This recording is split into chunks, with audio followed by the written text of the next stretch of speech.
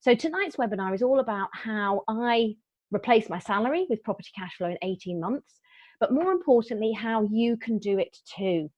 So this evening is all about helping you to become financially free and helping you to be able to achieve that goal of becoming financially free. So first of all, let me welcome you all here this evening. Thank you so much for giving up about an hour to an hour and a half of your time. Just to let you know, at the end of the session, I will be keeping the line open for a short time for questions and answers. So if you've got a burning question about property or about HMOs that you'd like me to help you with, please feel free to stay on the line. I'm happy to take questions. And if you have got a microphone, I can take it by voice. If not, you can just use the chat panel. Hopefully you found the chat panel now. There's a little bar at the top that you can drop down and then you can see the chat panel. And just to keep the atmosphere and the engagement up, you know, I'd love to ask you some questions tonight and just find out where you are on your property journey. I know that for many of you, we've met before, and it's really good to have you tonight online. For some of you, I haven't met you in person, so thank you so much for being here this evening. And my aim is to inspire you, to motivate you, and to help you to achieve financial freedom through property. So this is a picture of me and my lovely husband, Andy. And some of you will know that despite investing in property for a number of years, I hadn't really achieved financial freedom. But just a few years ago, I started investing in HMOs, and that was what really made the difference to my journey. Up to now, I'm actually an award-winning property investor. I'm a trainer and I'm a mentor. I run a mentoring program, a very successful mentoring program. And my aim is now to help other people achieve financial freedom, often with just 5 properties or less. I know that might sound a little bit amazing, that it's possible to achieve financial freedom with 5 properties or less, but I've got a number of students who've done that, and they're now growing their portfolios even more. So tonight I want to show you how you can do that too by following a simple 5-step system. And it's a system that I discovered as I was doing property. And I realized that in order to really grow and to scale, I needed to have a system. I'm a published author with a book on Amazon, and I've been featured in the Sunday Telegraph and various other magazines. I write regularly for the UK's #1 HMO magazine. I've also been a guest on a number of premier podcasts. I also love to give back. I love to give back to my local community. And one of the reasons why this photo is taken with me looking rather sweaty is because I was on a training run, because April of 2019, I am going to be running the London Marathon for the YMCA. I'm the chair of my local YMCA and I want to support them. In fact, this morning I did a 12-mile run. So, you know, tonight is going to, after this is finished and I've answered all your questions, I'm going to bed. Well, Mel, you're also one of those that's incredible in terms of what you do with super fitness. But I think when you have some time, that's the great thing about it, is having time and financial freedom so you can do what you want to do. And for me, helping other people is a big part of why I love to do what I do. Another reason is that I have 4 healthy sons to mind, to look after, although my 2 eldest ones have actually now left home. But with 4 boys to feed and clothe, you can imagine that for many years, money was quite tight. And for me, one of the reasons why I got involved in property was to create a legacy for my children. I wanted to provide something for them when they grew up. I wanted to provide something for myself, for my pension, because I didn't have a pension. I was a stay-at-home mum. But I realized that if I was going to do something for them, for their future, then I had to do something that was going to involve property.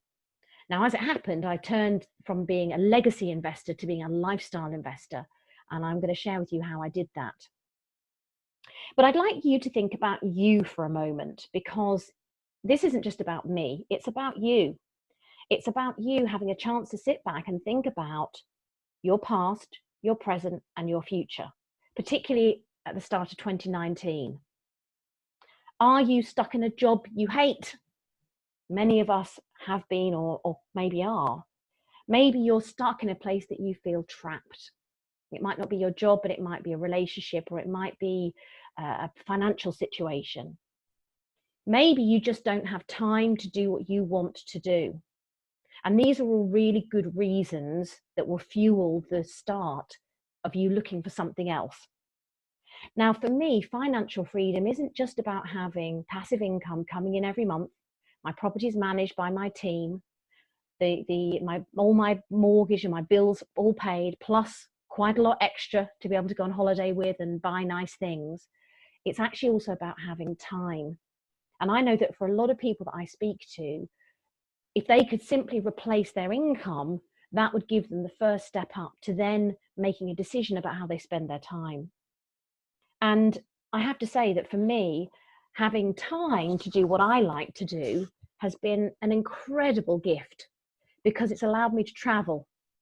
And last year we bought a motorhome. That's our motorhome there. And we went all over Europe.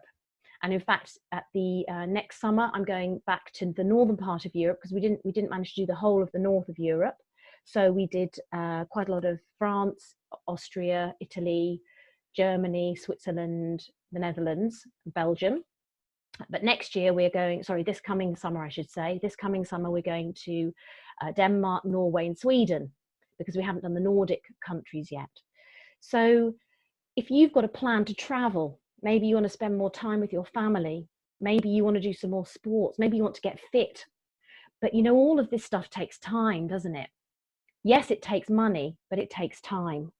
And if you haven't got the time, you're not going to be able to achieve your dreams.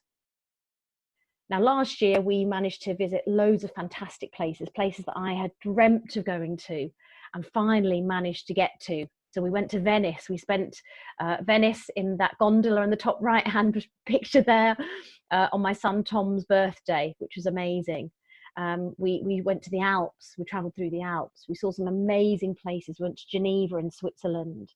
And we've done some amazing things. As well as that, I've got more time now to train, to run, to do triathlons, and as I say, to do the London Marathon this year. I even entered the Great British Bake Off last year, and that needed time to prepare. I got down to the last 100 in the Great British Bake Off, didn't get any further, but having time to prepare all those bakes, let me tell you, it's very time consuming. So financial freedom is absolutely the goal to aim for. But I think that the key here is having the time to do what you want to do. So the question for you to think about tonight is, what does freedom mean for you? How would you like to spend your money, and how would you like to spend your time? And if you can really crystallize that in your mind, that will give you the energy and the focus to know how to achieve it. Later on in the webinar, I'm going to offer you something completely free, but it's going to be limited to a small number of people, purely because I'm limiting what I'm going to give to you for free. But I'd love you to take advantage of this free opportunity that I'm going to share with you later on. Now, if you're going to take advantage of that opportunity, one of the things you need to start thinking about now is, why does this matter to you? Why do you want it? Why does this count? So maybe if I could just take you back a few years to about 2012 and tell you a bit about kind of where my journey really started to take off. So I bought a few single buy-to-let properties previous to that, over probably the previous decade. I knew that property was going to be a good investment, and I understood that it could make me some money. But to be honest, they really weren't bringing in very much money at all. In fact, probably just a few £100s a month. And this was probably with about 5 or 6 buy-to-lets. And, you know, I hadn't done any education. I hadn't really read anything. I'd been to a couple of seminars, but I was a bit scared, and I was really slow because I wasn't educated. I didn't know about lease options. I didn't know about rent to rent. I didn't know some of the cleverer ways that you can control property without owning it. I didn't know how to raise money from investors. I didn't understand about the importance of deals and deal packaging. There was so much I didn't understand and so much I didn't know. I got very, very stuck. So consequently, I had a small portfolio that wasn't very effective. Long term, yes, it might have provided a great pension, but short term, it was no way going to provide me with financial freedom. Now, at the time, I was working part-time. And this was my family, my 3 boys, as was at that point. And this was me on the day that I got my master's degree. And I started to work in academia after I got my master's degree. I got a job as a teacher and a lecturer. And in many ways, it was a great job. It was well paid. It was flexible. It worked around the family. But I don't know about you. Sometimes you just know that there's something missing from your life. Maybe it was the feeling of being trapped. Maybe it's the feeling of not having choice over what you do with your time. And that was how I felt. I felt really trapped. And the following year, this little bubster came along. Here's Tom. And suddenly I went from 3 boys to 4 boys. And our household expanded. So it was really time for me to take a look and decide, how was I going to move forward? Yes, I had a loving family and a husband. I had a good job. I had a nice house. We had a couple of breaks or holidays per year. And maybe for many people, you'd think, Wendy, you've got a great life. What have you got to complain about? But I just knew that inside there was something missing. And I believe it was because I was swapping my time for money. And I was in a dead-end job that was going nowhere. And I couldn't see my way out of it. Now, I wonder if any of you have ever felt like that. You might want to put a quick message in the chat panel and say, yes, you can relate to that, or yes, you're in a dead-end job at the moment, or no, you're getting out of that, you're doing something different. It'd be great to find out, what your situation is. How much do you want to change it? How much do you want to change your life? Mel, wow, dead-end marriage for 27 years, now you're free. And doesn't it feel so much better? Sometimes I bet it feels scary. I bet it feels nerve-wracking to have made such a big decision with lots of implications. But when you free yourself from something that's held you down, it's an incredible feeling. So well done for being brave and taking that step. And I think for all of us, that step of stepping out of our comfort zone is the hardest thing to do. Grant, that's brilliant. You've got a really good reason why you want to build a life for your wife and your son. Ophelia, I think you can relate to me that you want time freedom. And that was exactly what I wanted as well. And all these are fantastic reasons for changing what you're doing. And I think we come to a crossroads often in life where the desire and the pain that we've been going through comes to the point where we think, I've got to do something different. And Ophelia, you want to spend more time with your sons. I mean, absolutely. That was exactly what spurred me on as well. It spurred me on. And this is how I felt at the time. I felt trapped. I felt frustrated. I was annoyed. I was helpless, and I was lost. Rob, thank you. The realization that time is priceless. Absolutely. We can't make any more of it, can we? That's the one thing you can't make any more of. This morning I was on a training run with a friend of mine, and he works for a big development company in Birmingham. And he said to me that he has got investors coming out of his ears. There's millions, billions of pounds sloshing around the system, and some of that should be in your pocket. Some of that should be in your pocket, but it's not, because you don't know how to do it. And that's fine, because nobody teaches us this stuff at school. But what was amazing to me was that he knew there's lots of money out there, but he doesn't know how to get hold of it and use it to help himself. His business, the people he's working for, will benefit. And in not such a big regard, but I've certainly learned how to raise money from investors. I've probably raised over £3.5 million over the last 4 years to build my property portfolio with. I've done 95% of what I've done without my own money. And I'm going to share with you tonight how that happened and how you can do it too, because it is possible to do it.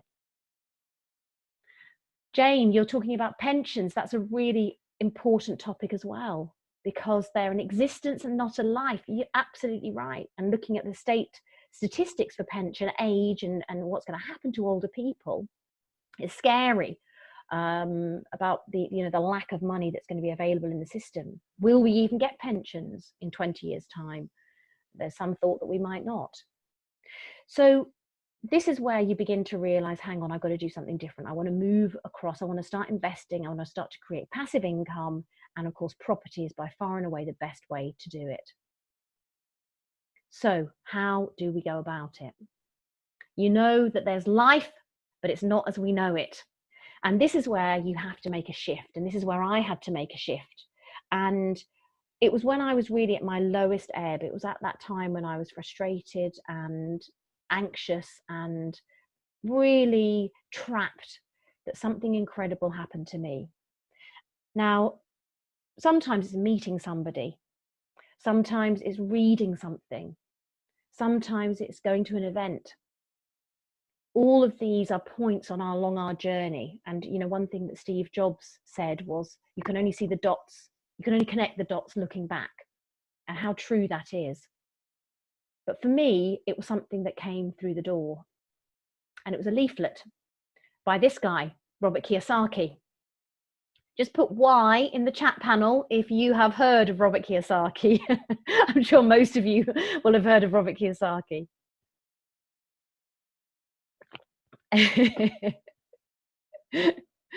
Mel has, that's great, brilliant.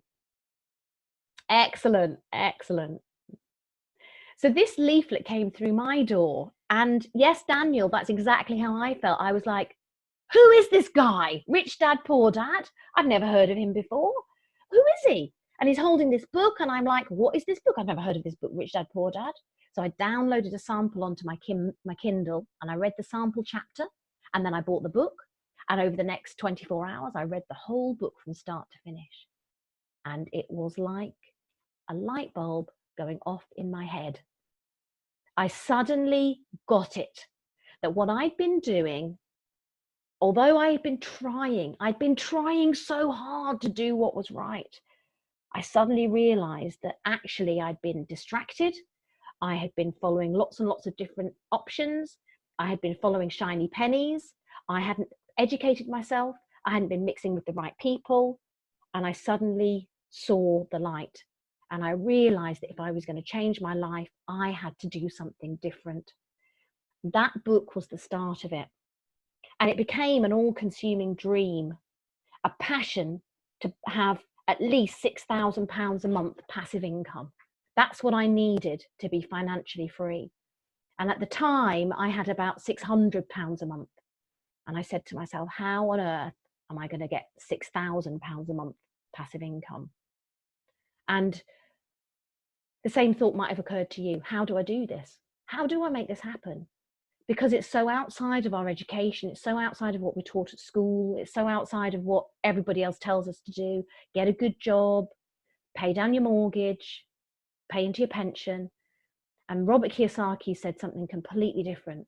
He said, invest in assets that bring you cash flow every month. Now, my problem was I had very little money to do this with. I had a bit, but not much. So what did I do? Well, the first thing was I got some basic education. I read, I listened to freebies, I went on loads of webinars, I got anything free I could. And I would totally recommend that you speak to as many people as you can, that you get all the free help that you can, because there's loads of free stuff out there. I know sometimes you might be called a freebie seeker, and probably I was a freebie seeker in the early days, but I wanted to learn, and I wanted to know, and I wanted to understand. So I learned everything I could. In those days, Facebook wasn't quite so sort of popular. So there were no Facebook groups and things, but now I would join a Facebook group. Now I would get involved in a local Facebook group community. I would find out what's going on online. I would, follow people and keep in touch with them. That would be the kind of thing that if I was starting now that I would do, because that's how you learn. But the second thing I did was I took a risk with a property. So using the education I'd learned, I bought my first 4-bed HMO. So this is what I call a beta project. Actually, it wasn't what I called it. It was what Andy, my husband, called it, because he was in IT. And in IT, if you do a new project, you call it a beta project. And he kept saying, oh, this is our beta HMO. So I bought a small 2-bed terraced house, and I'll show you it in a moment. And I converted it into a small 4-bed HMO. It was an endowment policy that I had that was ticking over, and it was worth about £28,000, and I cashed it in early to buy this property. And I remember the phone call. It was a lady from Scottish Life. The endowment policy was with Scottish Life, and I phoned up to say I'd like to cancel the endowment policy. Oh, Ken, what do you think you're doing? Cashing in your endowment policy that early? Do you not know that it could be worth about £40,000 if you kept it in? Well, it was kind of a bit like that. That is my very bad Scottish accent. The point is, she was aghast. And I think if I told my parents, they would have been aghast. Now, thankfully, I had a supportive husband who realized that this endowment policy was doing nothing. It was probably losing value because of the money we were putting into it and the erosion effect of inflation. But we decided we were going to cash it in early and buy this property. Thank you. I do try with my accents. I might do a couple more later on if you're lucky. So this was my very first HMO, and you know, I want you to just have a look at this one, because I found that doing small HMOs, if you buy them at the right price, they can be very profitable, and they give you good track record, and they give you really good experience, and they're very easy to do as a one-off. So this one is in Crewe in Cheshire, because that's where we invest. We also invest in Stoke-on-Trent, but this kind of property is a typical Victorian terrace house, which I think you find across the whole of the UK. There's loads of these properties really in loads and loads of towns and cities across the UK.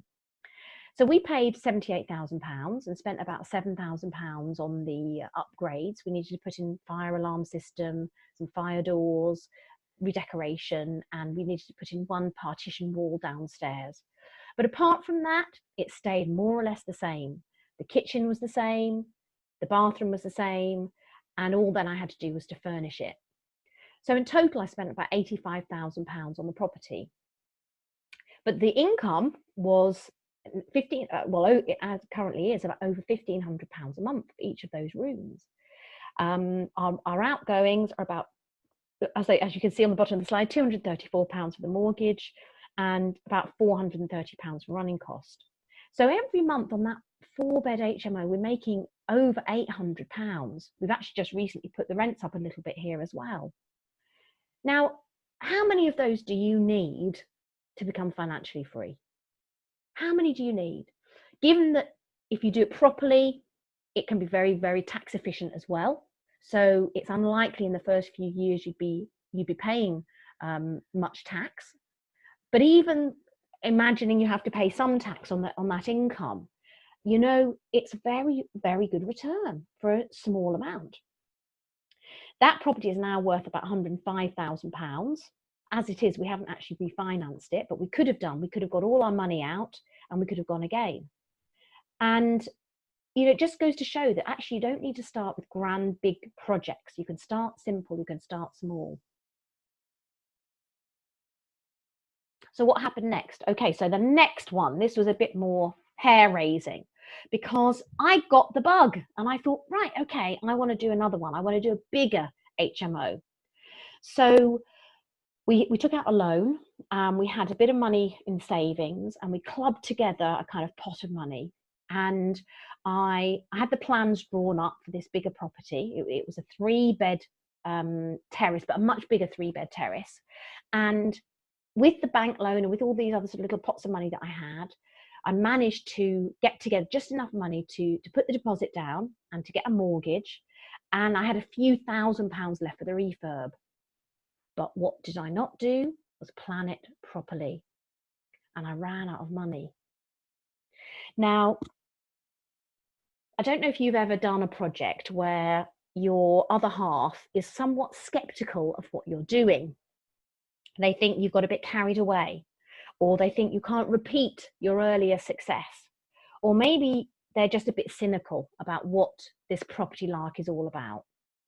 And I'm sure Andy wouldn't mind me saying that that's what he was like.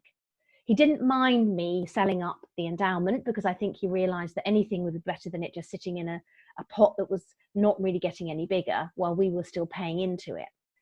But when it came to starting to take some risks, like taking out a bank loan, which probably I shouldn't have done, actually. I was a bit naughty.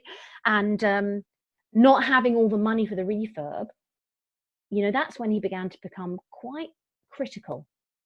So I've got a husband who is, not wholly supportive of what I'm doing. I've got 4 children.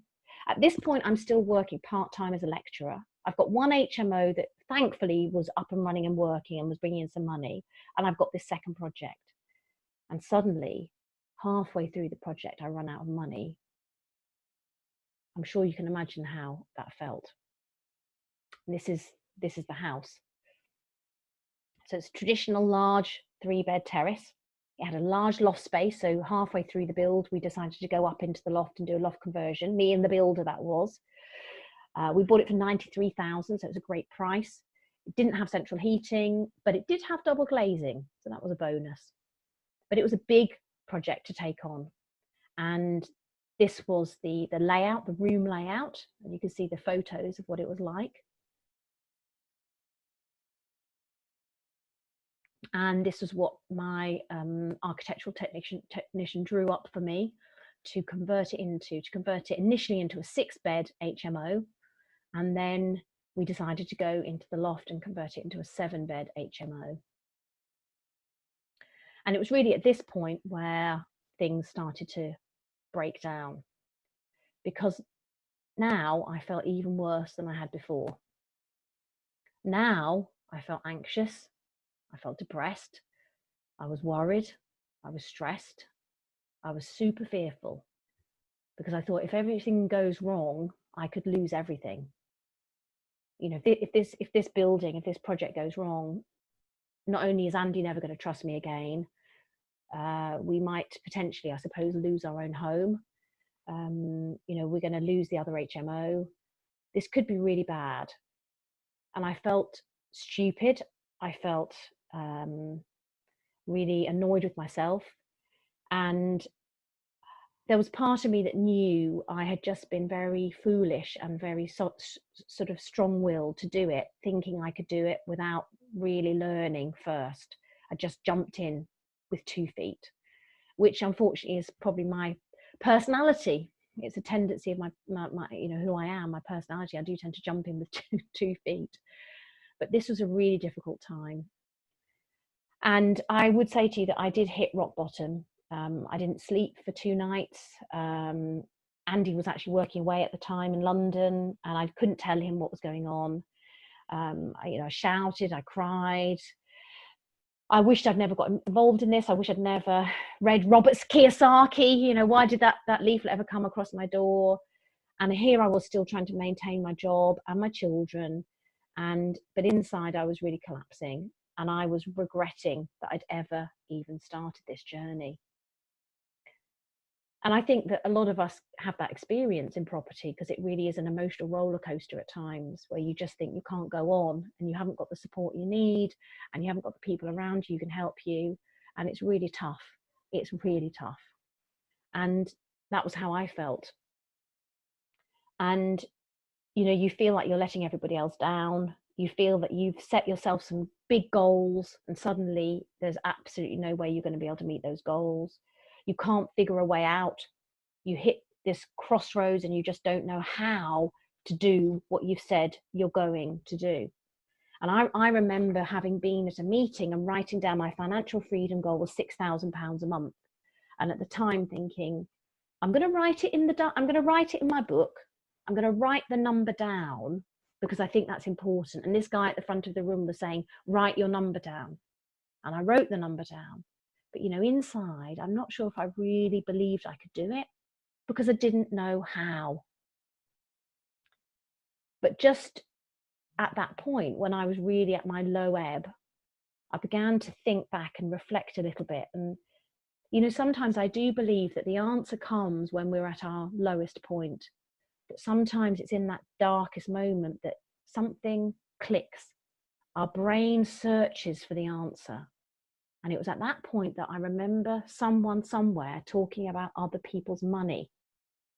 Now, up to this point, I'd never raised any money from anybody else. I'd never apart from a bank loan or a mortgage, but I'd never raised it from a private investor. So I didn't know how you did it. I didn't know that there was guidelines. I didn't know you had to have FCA regulations. I didn't have a mentor at this point. I didn't have anybody I could ask about it. I didn't have anybody I knew who'd ever done it, apart from sort of big famous people. But I thought, how am I going to speak to them? So I didn't know how to do this. I didn't know how to get advice about it. I just didn't know how to do it. So I was really, really lost. But I just knew somewhere in the back of my mind that someone had said, you can do it. And I began to realize that if I could give someone 7.5%, if they, let's say, lent me £30,000, I could finish the project. That would be enough to finish this HMO that was going horribly wrong. So what I did was I phoned a friend, and I put together a short PowerPoint presentation, a bit like this one you're seeing now, just a very simple PowerPoint presentation. And I took my friend out and I said,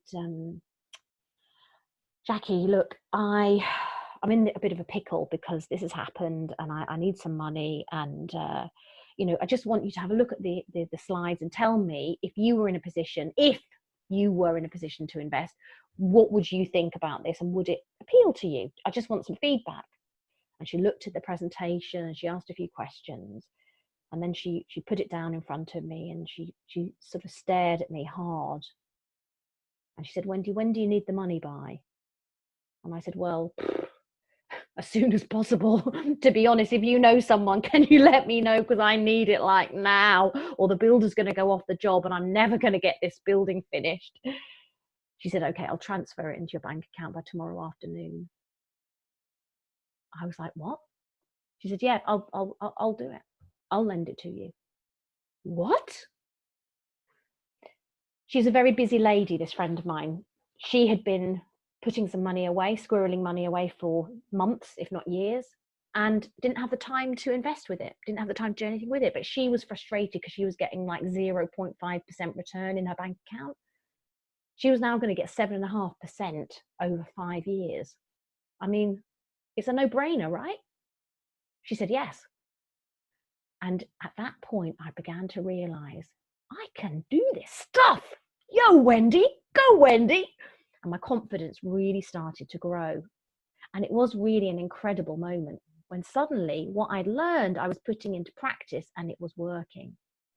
And I turned that 3-bed, rather dilapidated terraced house into a beautiful 7-bed HMO, which to this day brings me in over £1,500 per month. So here are some of the photos of the finished article. Now this was done about 4 years ago, no, actually 5 years ago now. So probably I would change a bit of the colour scheme now. I'm going to talk a little bit in a minute about colours and how you can use colours effectively in properties. But you can see there, you know, it's just a really lovely HMO.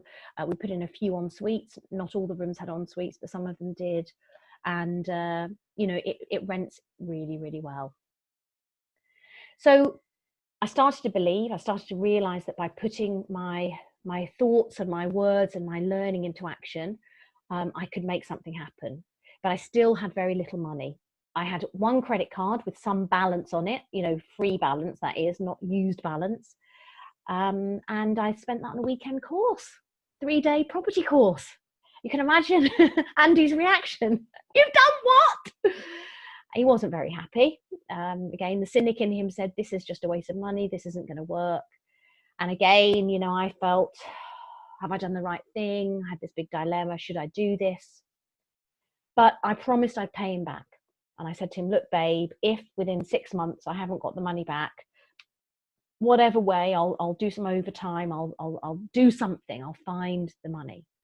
Because I knew that what I needed was to learn more. I knew I needed more education.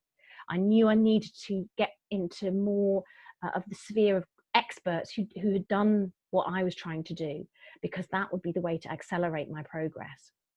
So I took more education. And this is me at another class, progressive property over in Peterborough.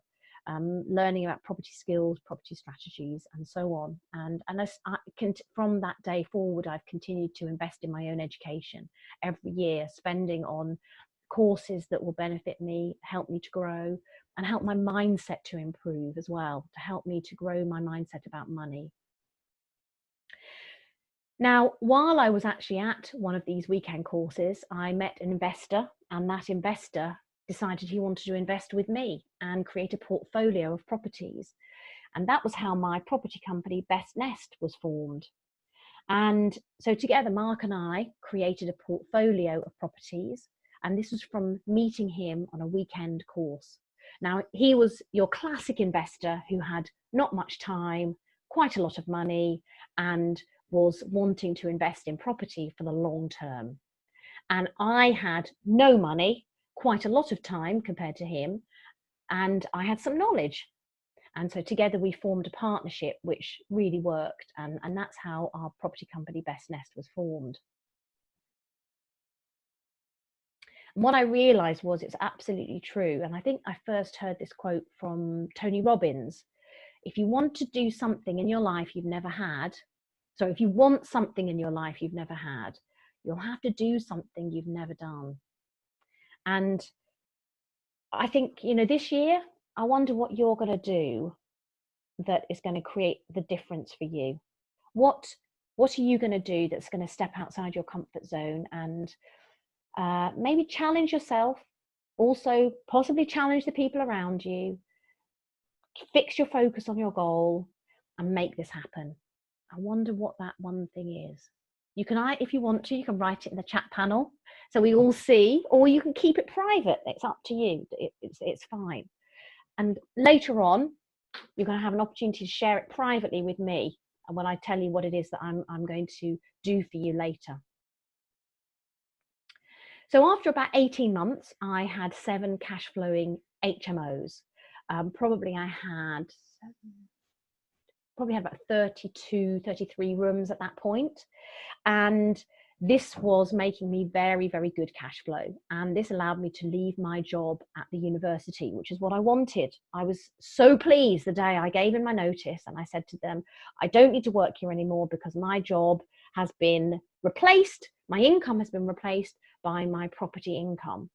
And it was truly an incredible day. And I know that when I look back, I realized that there were 2 things that really helped. One was getting educated and 2 was meeting the right people. It's people and learning that has made the most difference on my journey. Now, one of the reasons that I didn't mention before, but has been really critical to me in wanting to do this is because of my 2 eldest boys and his pictures of them having treatment when they were much younger, because they both have cystic fibrosis. And oh, thank you very much for your comments. That's great to see what your what your comments are saying. That's lovely, guys. Thank you. So my big reason was to help my children, was to help them so that I had more time to work with them, to help them stay healthy, and to help fight this awful disease of cystic fibrosis. It's a life-threatening disease. It's genetically inherited, so there's no cure. And a bit like something like diabetes or sickle cell anemia, you can't catch it, but it really affects the quality of life that you have. My boys needed me, they needed their mum, but I was so busy creating cash flow and involved in property. And now that I'd left my job, I had a bit more time, but I had to organise a lot of extra help. But now I was ready to take back that time. So I'd left my job at the university and I was now managing this portfolio, and mum was back, bigger and better than before, because I had confidence, I had money coming in, and I was stronger as a woman and as a mother. Oh, Luke, thank you. That's a lovely thing for you to say. It is. It's a great, great cause, the CF Trust. Yeah, absolutely. And this is me feeling, yes, I can do this. This is great. I felt on top of the world again. I felt like, you know, the world was my lobster. I could achieve anything. So this was my image of what it was going to be like for me working at home. I thought this is going to be fantastic because I'm going to be able to be organized, have a lovely desk, you know, have beautiful surroundings, and everything's going to just be so great now that I can be at home with my children, running my office, running my business, and you know, everything's just going to be so good. But do you want to know what it really felt like?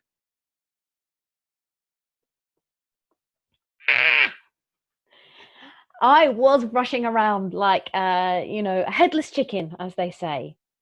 And why was this? Because I had no systems. I had no systems in place.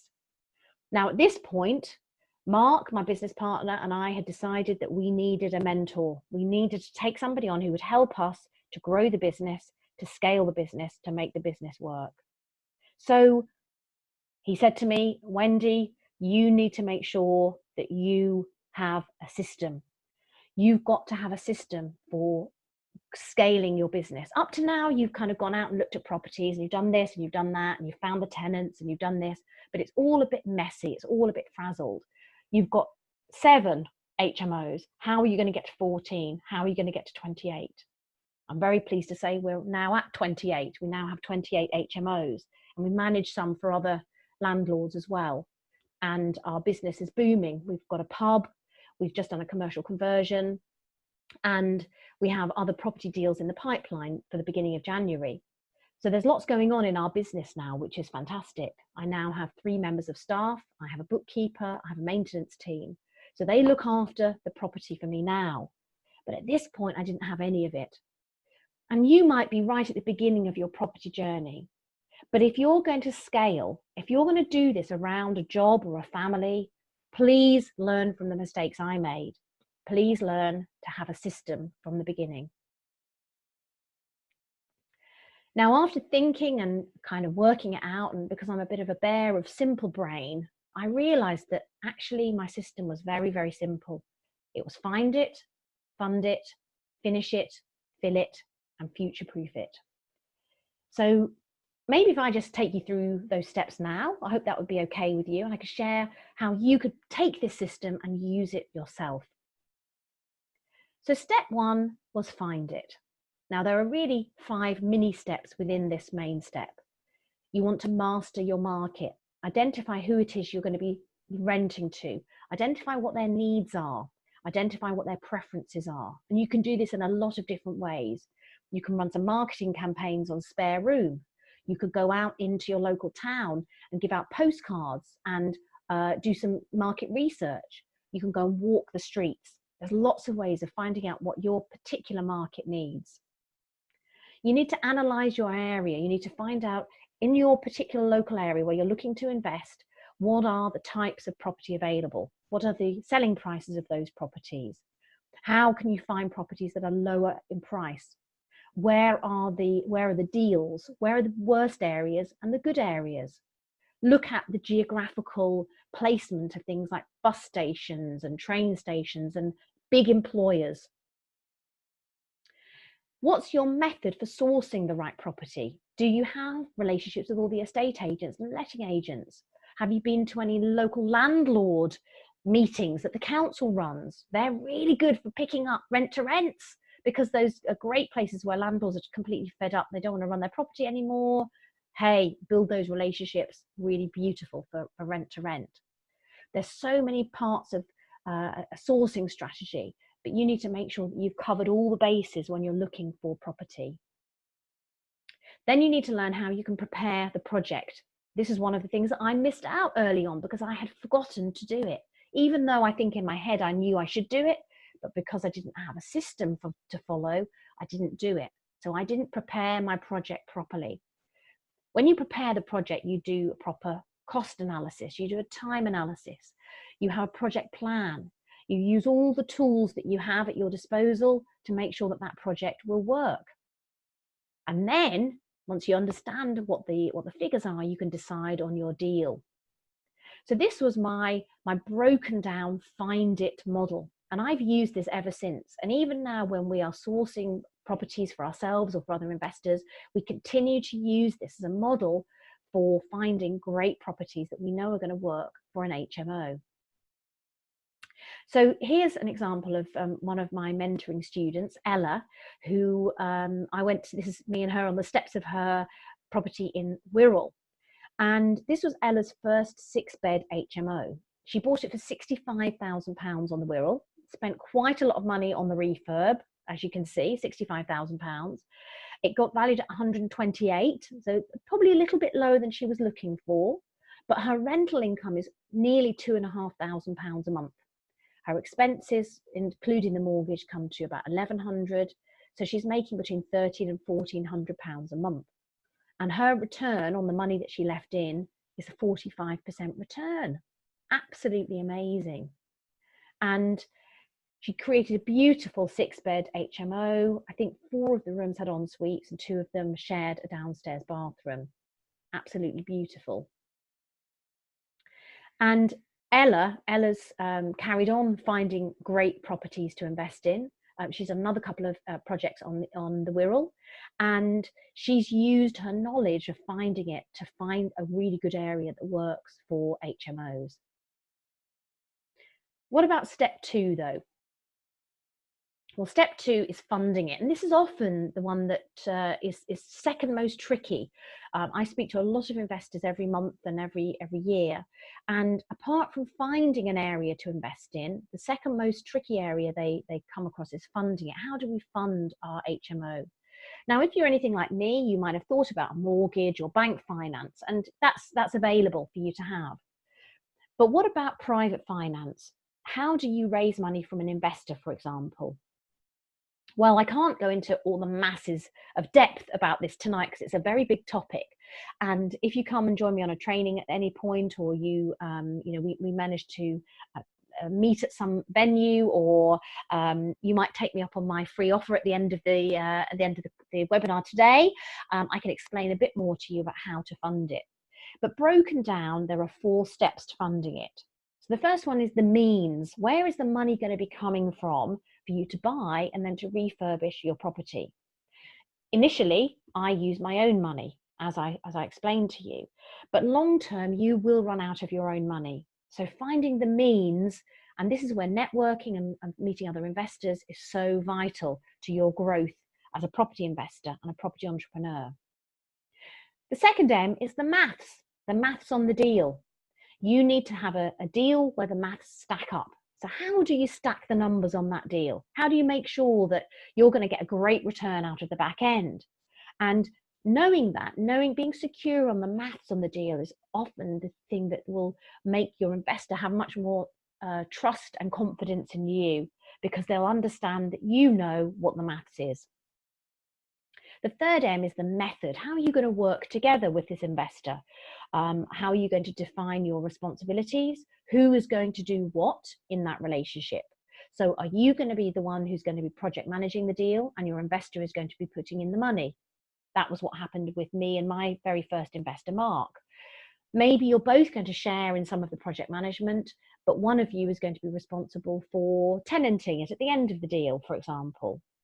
Or maybe you're going to split your roles completely 50-50 and share all the resources that you have. Understanding how you're going to work together and that relationship is really critical to making it work effectively. And finally, measuring the outcome. What is the outcome of the project? Are you going to hold it? Are you going to sell it? Are you going to keep it for a number of years and then both exit? And how's that going to work?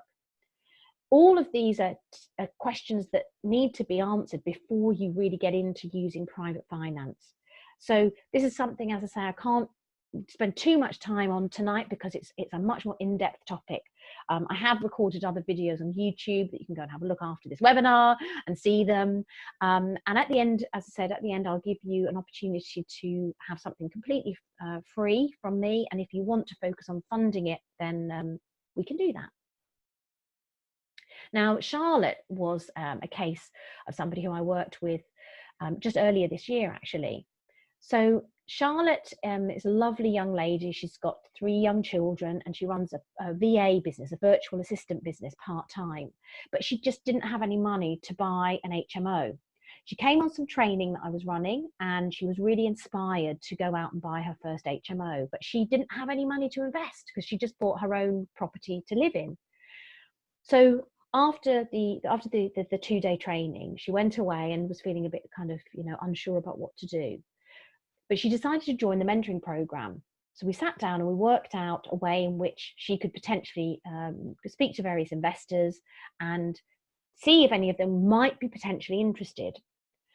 Charlotte found an absolute cracking deal, and it was the deal that did it, because the deal was so good. The first investor that Charlotte went to said that he would lend her over £140,000 to buy the property, to refurbish the property, and to set it up as a 6-bed HMO. And this is what Charlotte said. I had no money to invest with, but really wanted to get an HMO. I worked with Wendy to find out how to raise money from investors. Within a fortnight, I'd raised over £140,000 for my very first HMO. I'm totally taken aback that this stuff works. Sometimes, you know, we think that because we don't know how to do something, it's not possible to do it. But it's absolutely possible to do it when you see other people doing it. You've just got to learn how to do it. So step 3 is finishing it. Now, I call it finishing it, but really it's also the whole of the refurbishment and the finishing. So it includes all of the refurb. And I tend to split it up into 3 phases. So phase 1 is the pre-build, the specification, the planning of the project. You know, how's it going to actually work? Step 2 is the actual refurbishment, managing the builder, the fitting and the kitting out. That's all the dusty, dirty, you know, yucky stuff that I don't really want to get involved in, but I have in the past. And then the third part is the bit that I probably prefer most of all, and that's the decorating and the interior and exterior. So I find that by splitting it into those 3 phases, it makes it much clearer in my own mind where we're up to on any one project. Now, some properties that you'll look at might only need a bit of decoration and interior and exterior finishing. So that's great. But others need a whole build. And if you've never managed a building project before, it can get a bit tricky. So for me, again, I tell you, I'm a bear of simple brain. I needed it broken down so I could understand it and make it as easy as possible.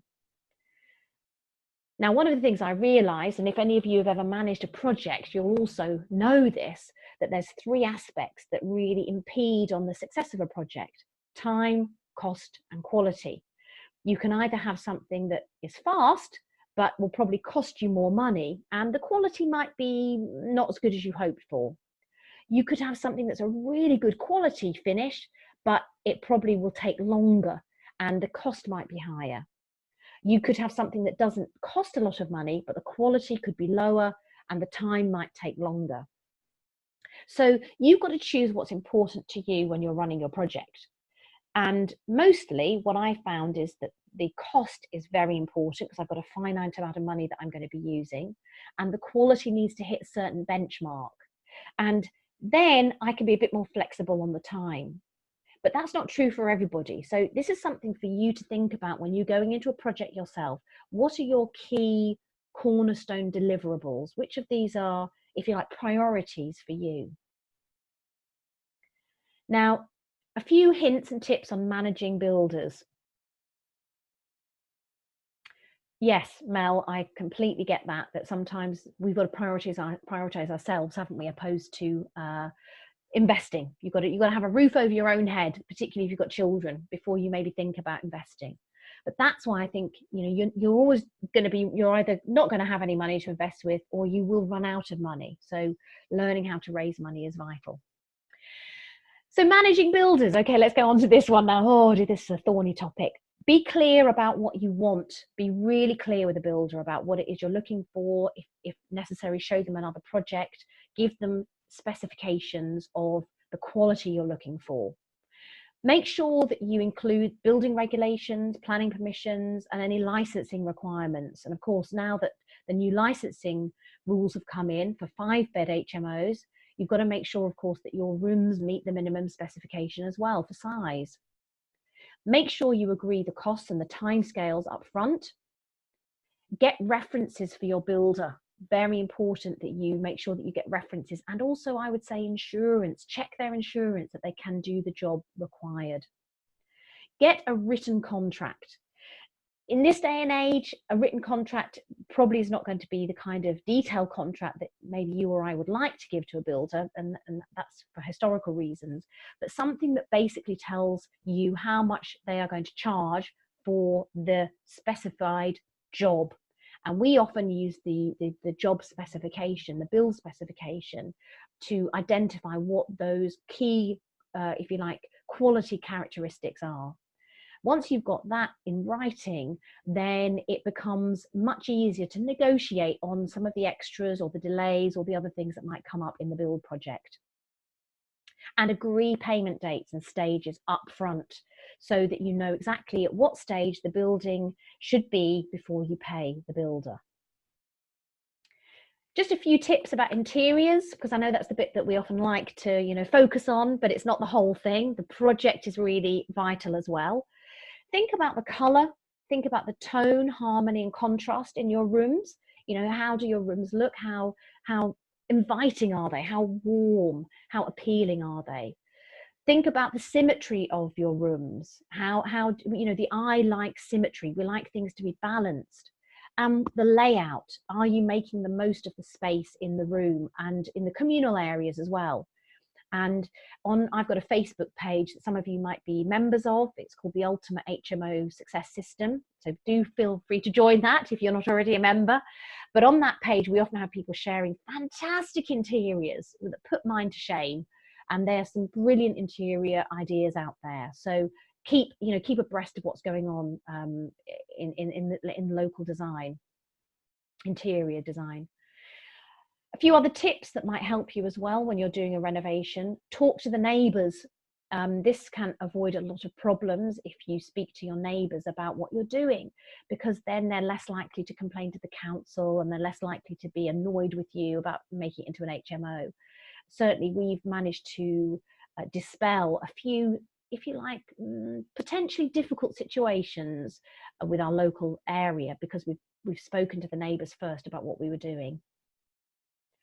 I would recommend that if you are going to build a portfolio of HMOs, and 5 or more HMOs is a portfolio, that you install a master key system. Now, sometimes this is called a suited key lock system, but a master key system will help you just to have one key that opens all your doors, so you don't have hundreds and hundreds of keys. Yes, it's a bit more expensive than a normal, door locking system with a normal front door and then separate keys for all the rooms, but it massively saves your time. And if you've got an agency, if you're using a managing agent, or if you're going to recruit staff, this also saves everybody's time when they're looking at getting into the house. Write-on notice boards are great. So we use a lot of wipe on, wipe off notice boards. There's some great, really good sort of cheap shops that you can buy fantastic interior design stuff in. They've always got new ranges coming out. So go and have a look at some of these, cheaper areas where you can get great places for decorating and accessories. And reflective lampshades. We don't put in special lighting. We just put in simple pendant light. But what I always try and do is get really nice reflective lampshades. And of course, there's some great sales going on at this time of the year. So it works really well. Yeah, blackboard paint. That's another really good idea, Mel. Love that. Yeah, we've got that in one of our HMOs as well. And they all write messages to each other on it. Another tip for interiors is the Adobe color wheel. That's at color.adobe.com. If you're looking to do a really sort of nifty design, you can look at different ways of combining your colors on the color wheel, and it's a really nice interactive tool. So it allows you to kind of say, right, I want a blue theme or a gray theme, and it will come up with some really nice color combinations. And at the bottom of the screen, you can see the actual numbers of those colors. You take those numbers to a paint shop and they will mix the paint for you. So you can get the paints exactly how you want them in your HMO. So again, it's just another one to make your HMO stand out a bit, be a bit different. It doesn't have to be the same as everybody else's. Now, step 4 is filling it. And this has 7 parts to it. So I'm just going to quickly flick through them. Reach, which is how do you get in front of your potential tenants? Through advertising and marketing. You want to be on Spare Room, Easy Roommate, and Open Rent or Rightmove. I'd also recommend you have a website as well, or your agent has a website. Reaching out to tenants is one of the most important things that you can do. Social media, we found social media to be really helpful for us as well. So reach out. When your tenant or your potential tenant sends in a response or a question or a query, make sure you respond quickly. When you have responded and organized a viewing and they've said, yeah, they want the room because it's so beautiful with all those reflective light shades, they can't possibly resist it, then you need to make sure you reference them. So again, this might be you or it might be your managing agent. Know your reference process. Make it as quick and as simple and effective as possible. We have an online Google sheet which keeps us sort of up to date, if you like, of which whereabouts we are with getting a tenant on board. Google is brilliant. After you've referenced them and everything's good and they start to move in, make sure you start to collect the rent. And having a system by which you check the rent every month is really important. Too many landlords I speak to do not have a system for checking their rents regularly. And then they find they haven't got the money in their bank that they should have. No, no, no, no, no, no. This is where your income comes from. So make sure that your rental system configures with an online accountancy system like Xero or QuickFile or QuickBooks. You've got to find a way of being able to regularly check your rent. Some people I know have rents only coming in on the first of the month to make it easier for them. We haven't found that has worked for us because of the market we're working in. But if that works for you, then that's a great way to do it. Reassure. Now this comes down to customer service. Make sure that your tenants know a way of contacting you or your staff or the managing agent out of hours and in hours if they've got any queries or questions.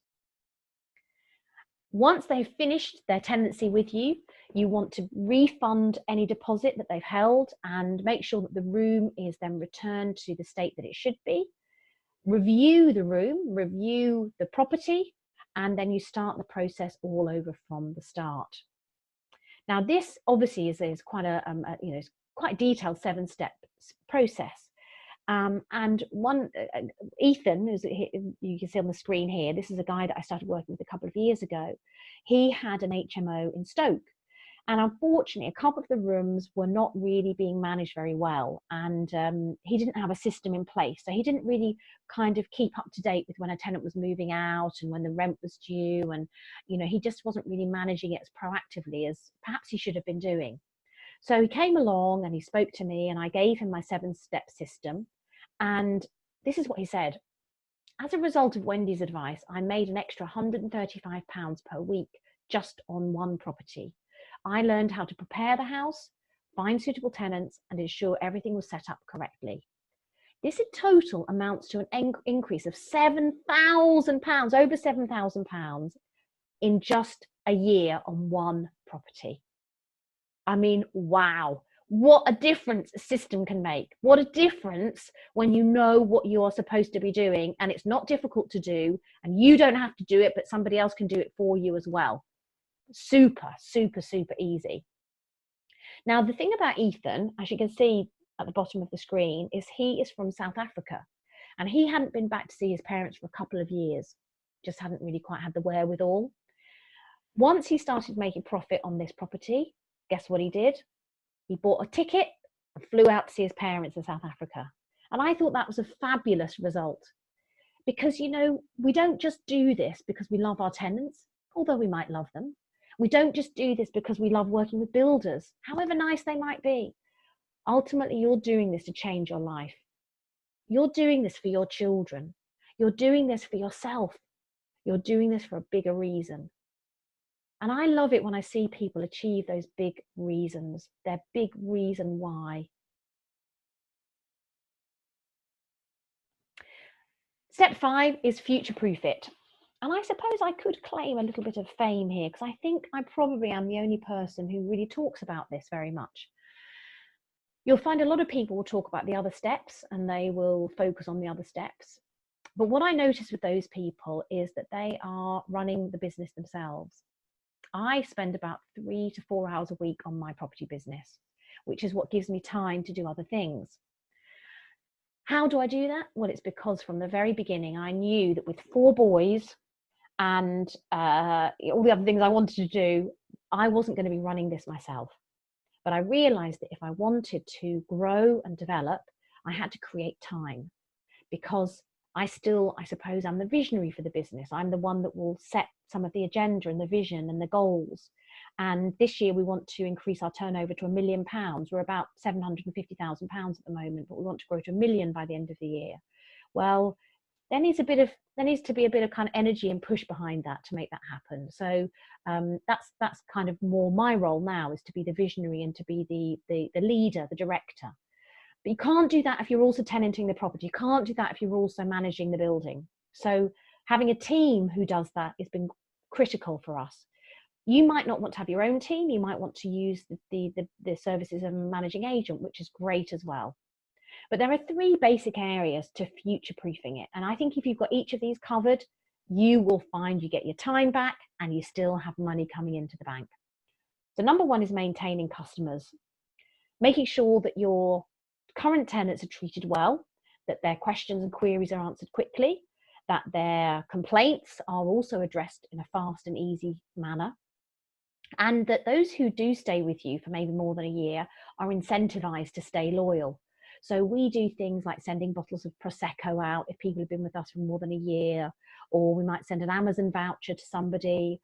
We do gym vouchers.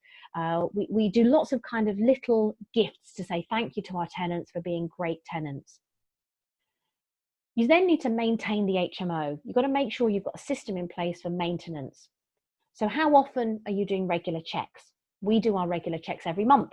So this means that every month our maintenance team go out and they've got a Google form that they have to complete. So it's a standardized form, and they check all those different aspects of the interior and the exterior every month.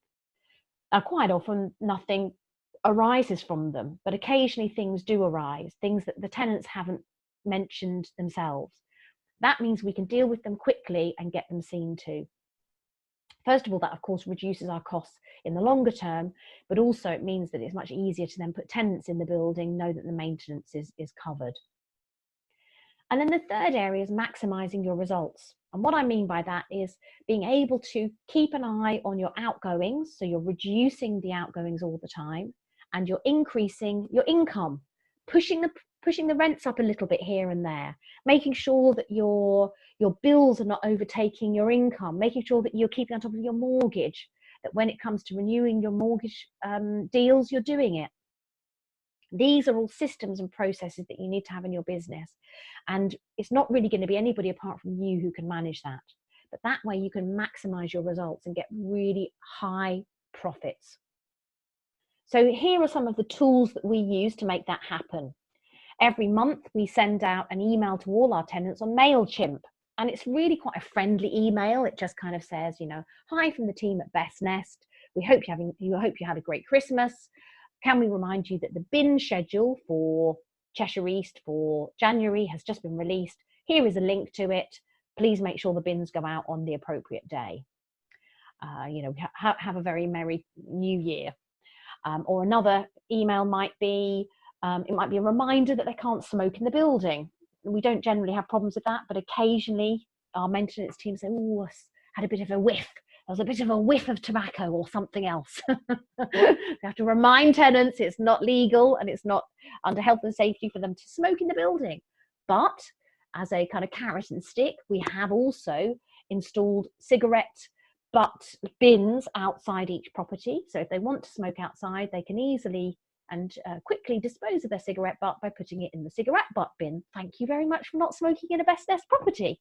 Things like that, sort of happy messages, but also that make them realise we're onto them as well. So lots of tools there. We also use Mighty Text, which is a way of text messaging. We have an out of hours answering service called Answer for You. So we don't really take any calls after 4 p.m. Our whole office closes at 4 p.m. During the rest of the day, we have staff in, and we use Google tools as well. And maybe another time I'll tell you a bit more about all the systems we use. But really what I just want to do tonight is to share with you some of those little hints and tips that can help you if you're thinking about how do I make this HMO business work for me hands-free? How could I do this if I want to buy a motorhome and travel around Europe? How can I take 6 weeks off and do it and travel around the world? Well, this is how. There's loads of tools nowadays for you to make this happen. And this is how we do it as well. We do it by using a lot of these tools that make us able to work remotely. Now, this bit of a sad picture of me, but this is a picture of me receiving an award for public speaking from a guy called Paul Preston. Some of you might know Paul. He's quite a famous investor as well. And, one of the things that I started to do after the business started to grow was that I started to grow in confidence and also skill. And as you can see here, I'm getting an award for my speaking, but we were also runners up in a property investor award as well, which was really exciting. We didn't win the first prize, but we won the, I think, silver or runners up prize. So we were a finalist. And as I started to grow in confidence, I was able to raise more money from other investors. We were able to develop more property and employ more people to run our business. And when Andy, my husband, was able to leave his job, which would have been 2015, that was a really exciting moment. We hit our target. We hit our ability to get £6,000 a month in from property. And it was wonderful to do that. Now, since then, I'm sure some of you already have got this book, or you might have seen it. This is my book that I wrote, 101 Essential Tips for Running a Professional HMO. You can get it from Amazon, $9.99. And I've really put together my 5-step system in this book. However, I've got a very special little offer for you this evening, which I'm going to tell you about in a moment. So that book is $9.99 if you buy it on Amazon. But if you'd like to get it absolutely free, I've got a very special offer for you tonight. So what should you do now? First of all, read my book. And Melanie, thanks ever so much, Mel. Fantastic book. I think your quote is like top of my list, Mel. She was very, very kind to give me a lovely review. I'm writing a more detailed book at the moment, folks. So you'll start to see me sending out some on my Facebook page. People are getting sneak previews of my book, so it's a bit more detailed and there's a bit more to it. So you can get a copy of that when it comes out later in the year. But aside from reading my book, what else should you do? Okay, well, you need to get connected with other people. Think about those people that you emulate, their mindset, their business. How is working with them going to make a difference to you? And, you know, I really believe at the beginning of 2019, there is no time to waste in making that decision. Time is the one most precious, valuable commodity we cannot make any more of. And if you waste time prevaricating, procrastinating, this isn't going to happen. This year, make this happen. Learn my 5-step system and practice it and apply it. Tweak it, make it work for you. But learn it, learn that system so it can be fast learning for you. Stay in touch with me, join my Facebook group, be part of the community, share, ask me questions, because I want to help you to achieve financial freedom. Don't lose sight of your dreams, keep that vision alive. If you need to create a mood board, no, not a mood board, a vision board, a vision board. I've got one of those vision boards on my wall, and I've thankfully managed to tick off a lot of those things, but I've still got big dreams. We want to go to the Tokyo Olympics next year. I want to learn to ski. I want to meet Oprah Winfrey. Woohoo! Those are the things on my vision board. What's on yours? And finally, I'd like to offer you a freebie. So I mentioned at the earlier on in the webinar that I was going to offer something completely free. And because I have some time available now, when I'm not training for the marathon and helping at the YMCA, I offer free half-an-hour, 30-minute calls to people who are maybe a bit stuck in their journey, or maybe they're looking to grow, or maybe they're ready to step forward in their business. And I would like to offer you one of those 30-minute call slots. But you'll have to be quick, because I only have a number per month that I offer.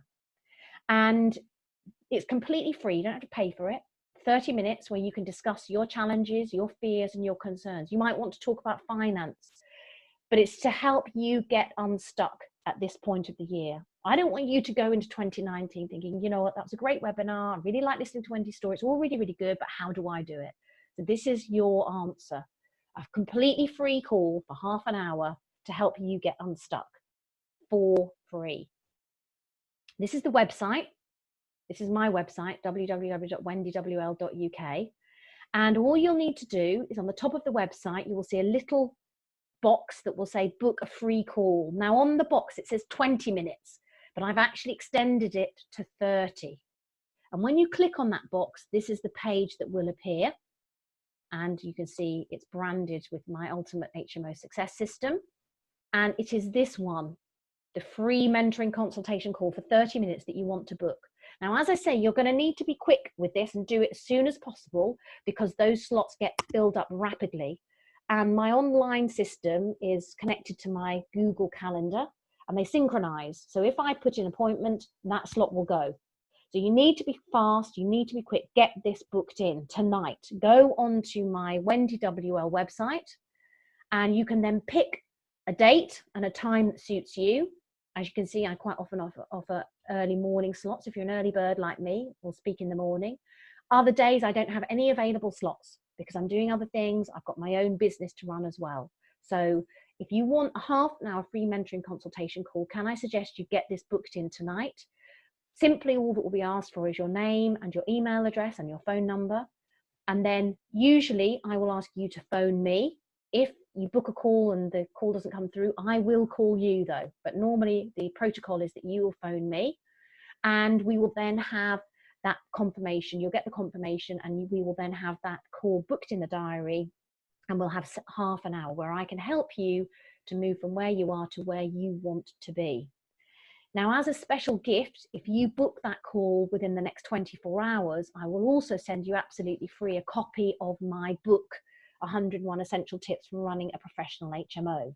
When you come on the call, I'll take your address, and then I'll make sure that one of those books gets sent out to you. So please book in your call within the next 24 hours. You get a free half an hour with me to talk about anything to do with HMOs, where you are, what you should be doing next, any questions or queries you have. And you also then will get a copy of my free book, absolutely free. So actually, my book is not normally free, of course. So a copy of my book, absolutely free. That's the website URL. So I'd love you to go onto that website tonight and book that call. Make sure you get that booked in.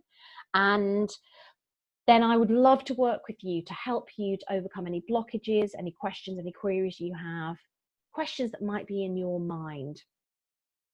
So I would like to say thank you very much indeed for those of you who've joined me this evening. It's been great to share with you. What I would love to do is to stay on the line for a few more minutes to help you if you have any queries or questions.